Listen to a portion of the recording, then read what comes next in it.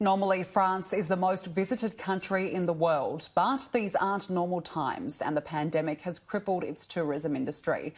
So many people there depend on the summer season and they're trying to find new ways to survive.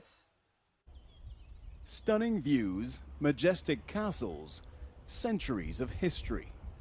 The Loire Valley is one of the crown jewels of French tourism, drawing 6 million visitors a year from all over the world. An industry crippled by the coronavirus. After a nearly 2-month national confinement and with borders mostly shut to outside travel, tourists are now a rare commodity. Château Chaumont, once owned by the Queen of France, is one of the first in the region to reopen. It's so calm and it's so peaceful here. It's tempting to forget that there's a coronavirus epidemic, but of course you can't. In fact, the only reason the chateau was able to reopen is because here too there are strict social distancing guidelines. Mask on, gel on your hands.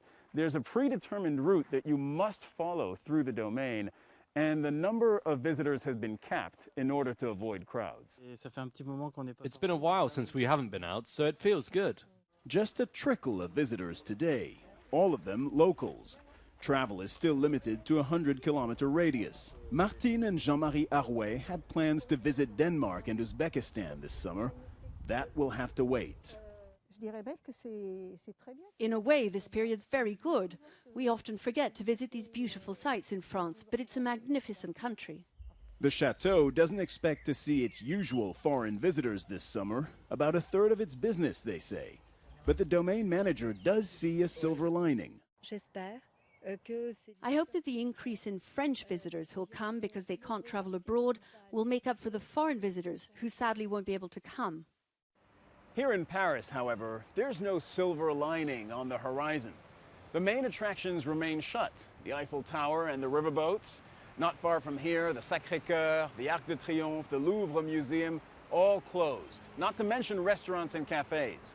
And with Paris still considered a red zone for the coronavirus, there's no telling when any of them might be allowed to reopen.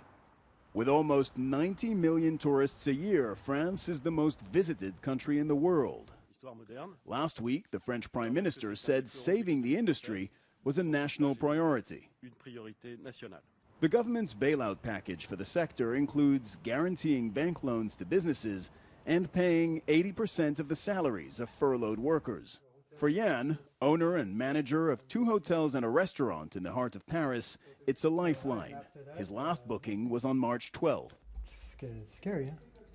Thanks to a €250,000 loan, he hopes to be able to survive the next few months, but desperately needs borders to reopen and travel to pick up. We need people to fly again. Tourism is airplanes. No airplanes, it really limits the amount of tourists that we're going to have. Until then, Parisians will have the streets of the capital to themselves.